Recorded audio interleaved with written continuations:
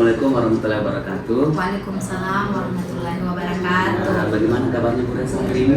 Alhamdulillah sehat Pak Des. Kalau Pak Des? Alhamdulillah sehat juga Bu. Bagaimana pembelajaran di kelas Bu selama tahun ajaran baru ini? Alhamdulillah semua masih berproses Pak. Apalagi ini kan masih awal ya. Jadi kita belum mengetahui bagaimana karakter siswa kita.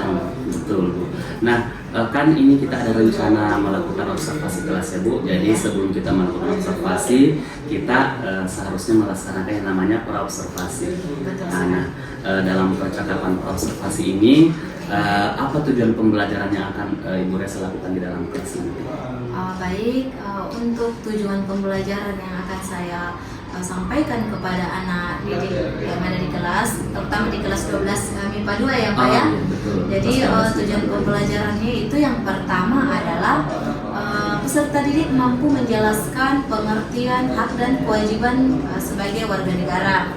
Kemudian yang kedua yaitu peserta didik mampu memberikan contoh pengertian atau contoh-contoh hak dan kewajiban sebagai warga negara yang baik, seperti itu Pak Des. Jadi tujuan pembelajarannya Bu tentunya mengenai hak dan kewajiban ya Bu. Iya, betul, Peserta sekali. didik mampu menjelaskan apa itu hak dan kewajiban dan memberikan contoh-contoh mengenai hak dan kewajiban tersebut ya Bu. Nah, dalam melaksanakan pembelajaran nanti di kelas Bu, apa area pengembangan yang hendak Ibu cari di dalam kelas nanti? Untuk area pengembangannya ya tentunya saya berharap peserta didik mampu menemukan jati dirinya, kemudian menjadi peserta didik yang berkarakter baik tentunya Pak Des.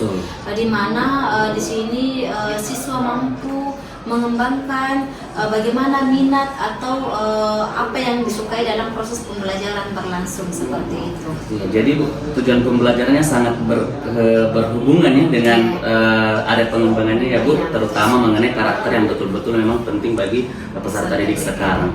Nah, kalau kita lanjut Bu, apa strategi yang sudah Ibu persiapkan untuk mencapai area pengembangan tersebut?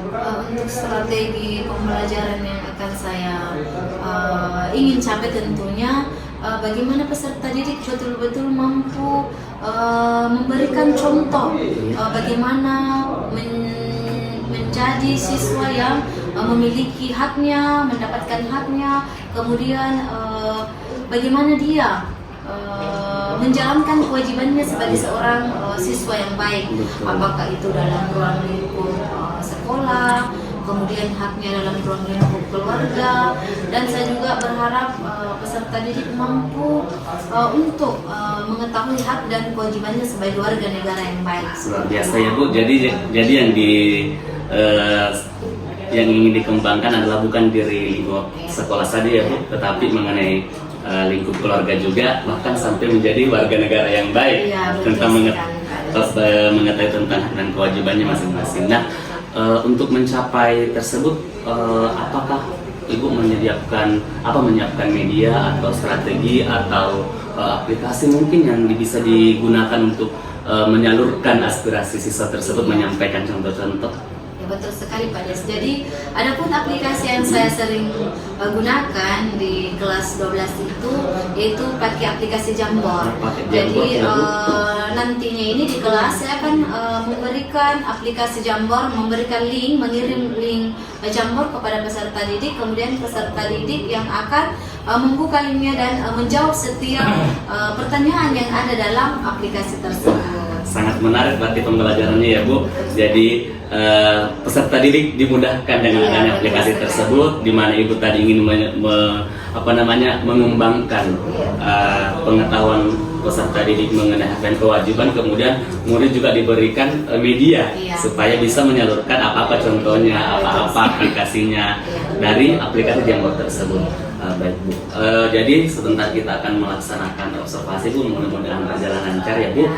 Apa yang ingin kita capai, apa strategi yang sudah dipersiapkan betul-betul bisa diterapkan di dalam kelas nanti ya Bu. Baik Bu, jadi mungkin kita bisa ke kelas untuk melaksanakan observasi ya Bu. Terima kasih atas waktunya ya Bu. Ya, sama-sama Pak Des. Warahmatullahi wabarakatuh. Waalaikumsalam warahmatullahi wabarakatuh.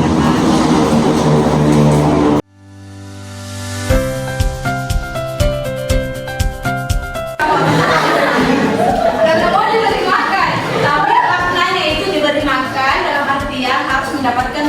kapasitasnya sebagai seorang anak ya. Nah itu hak tak banyak lagi hak yang lainnya sebagai seorang anak. Apalagi kewajiban tak sebagai seorang anak. Banyak yang bilang berbaktinya seperti apa? Menghormati orang tua. Membantu itu biasa anak-anak.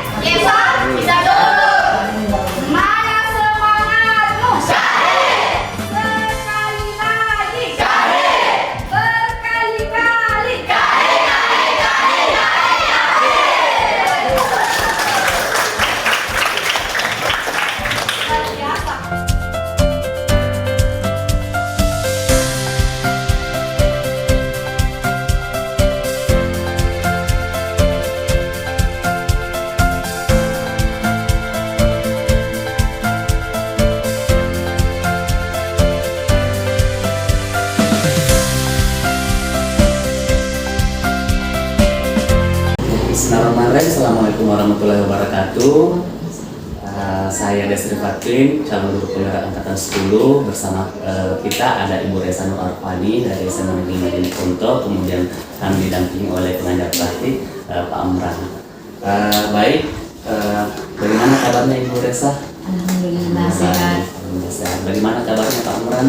Alhamdulillah sehat. Alhamdulillah sehat juga. Jadi tujuan percakapan kita sekarang adalah kita akan melaksanakan pasca observasi, di mana pasca observasi ini saya akan memberikan pertanyaan-pertanyaan mengenai observasi kelas yang sudah kita lakukan. Tujuannya adalah untuk mengevaluasi sejauh mana pembelajaran yang sudah kita lakukan di kelas. Pertanyaan saya, Bu, bagaimana perasaan Ibu terkait dengan observasi kelas yang sudah kita lakukan?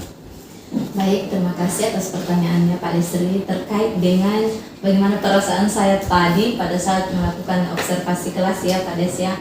Tadi itu saya merasa canggung Pak, karena mungkin saya merasa ada orang lain yang melihat saya mengajar selain saya sendiri yang ada di kelas untuk penguasaan kelas saya. Jadi awalnya masih canggung, tapi lama-lama akhirnya semua proses pembelajaran bisa berjalan sesuai dengan harapan saya. Baik, alhamdulillah semua terlaksana dengan baik, walaupun awalnya agak sedikit canggung ya Bu, tidak apa-apa. Jadi bisa diceritakan kembali Bu, area pengembangan yang Ibu sudah lakukan di kelas dan langkah-langkah apa saja yang Ibu sudah lakukan? Baik, untuk area pengembangan yang saya sudah lakukan di kelas, yang paling pertama itu adalah bagaimana menerapkan pembelajaran berdiferensiasi, bagaimana memenuhi kebutuhan belajar murid di kelas. Karena kan selama ini siswa itu ada kebutuhan-kebutuhan tersendiri, misalnya mereka lebih senang untuk proses pembelajaran belajar sambil bermain, kemudian langkah-langkahnya itu ya tentunya dengan langkah-langkah bagaimana supaya proses pembelajaran itu sesuai dengan tujuan yang ingin saya capai dalam proses pembelajaran tersebut. Iya, jadi pengembangan yang sudah dilakukan di kelas adalah pembelajaran berdiferensiasi agar kebutuhan murid bisa terpenuhi ya Bu. Kemudian tujuan-tujuan pembelajaran kita bisa tercapai dengan baik. Nah, sejauh mana ada pengembangan yang sudah Ibu lakukan? Apakah sudah berhasil dilakukan atau belum? Untuk kelanjutannya atau bagaimana proses pengembangannya itu masih berproses Pak ya, karena di sini pembelajaran berdiferensiasi itu kan kita tidak langsung serta-merta melihat sejauh mana perkembangan peserta didik atau murid kita, tapi ini masih tahap awal bagaimana supaya kebutuhan belajar murid di kelas itu bisa terpenuhi dengan baik. Misalnya anak-anak atau peserta didik itu lebih senang mencari referensi di internet. Kita beri kebebasan kepada mereka untuk mencari informasi atau materi yang ingin dia dapatkan di internet. Iya betul, jadi semuanya masih berproses ya Bu, walaupun sebenarnya semuanya harus berhasil pada akhirnya murid diberikan kebebasan untuk belajarnya sendiri. Kemudian apakah mungkin ada kekurangan atau kendala yang Ibu hadapi di dalam kelas tadi? Iya. Untuk kekurangan mungkin pasti ada ya, karena dalam proses pembelajaran itu pasti ada saja kendala. Misalnya ada siswa yang mengganggu temannya, kemudian ada siswa yang lebih fokus untuk di HP-nya pada saat proses pembelajaran, pada saat kita memberi kesempatan kepada mereka mencari referensi di internet, tapi malah banyak yang membuka aplikasi lain di HP-nya. Jadi itu salah satu kendala yang saya hadapi tadi. Ya, jadi penggunaan HP-nya ya, ada yang mungkin tidak fokus, ada yang mengganggu temannya ya. Kalau menurut Ibu apa yang bisa menyebabkan hal itu terjadi? Mungkin hal itu bisa terjadi karena peserta didik atau murid itu tidak mengingat kembali bahwa ada kesadaran sosial emosional yang harus diterapkan dalam proses pembelajaran berlangsung, supaya mereka lebih menyadari bahwa ada aturan dalam proses pembelajaran yang sudah kita sepakati bersama. Betul. Sebelum proses pembelajaran berlangsung. Jadi ini masalah PSE ya Bu, kemudian ada aturan-aturan yang sudah kita sepakati bersama. Nah, menurut Ibu ini dari rating 0 sampai 10 kira-kira keberhasilannya sudah sampai di mana?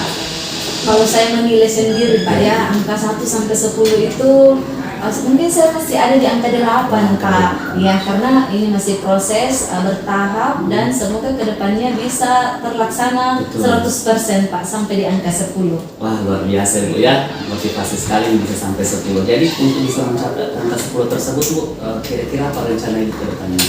Rencana saya selanjutnya yaitu pada proses pembelajaran di kelas, saya ingin lebih memaksimalkan bagaimana pembelajaran berdiferensiasi itu lebih konsisten diterapkan, kemudian kesadaran sosial emosional peserta didik atau murid itu bisa berjalan sesuai dengan harapan bersama Pak. Berarti dimaksimalkan ya Bu pembelajaran diferensiasinya beserta pembelajaran sosial dan emosionalnya. Jadi saya juga berharap semoga bisa terrealisasi dengan baik ya Bu, kemudian hasilnya juga nanti bisa lebih baik daripada yang sebelumnya. Itu harapan kita bersama. Jadi kira-kira kapan Ibu bisa merealisasikannya? Insya Allah di proses pembelajaran selanjutnya Pak, di pembelajaran di kelas. Wah, luar biasa ini Bu, sangat sangat antusias untuk melakukan perbaikan di dalam kelas. Jadi itulah tadi percakapan pasca observasi yang telah kami lakukan. Nomor 2, saya persilakan kepada Pak Amran untuk memberikan umpan balik atau feedback ataupun tanggapan mengenai percakapan yang sudah kami lakukan.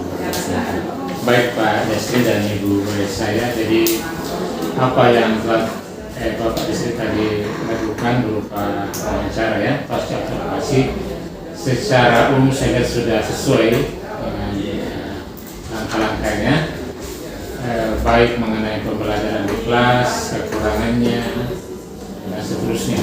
Hanya tadi di akhir Pak Desri ya, sebaiknya Bapak Desri menghindari kata-kata kira-kira. Ya, jadi pada coaching itu kita tidak boleh menggunakan kata-kata kira-kira. Jadi kita harus pastikan. Misalnya Bapak tadi mengatakan kira-kira Ibu kapan melaksanakan. Ya, jadi kita hindari kata-kata kira-kira.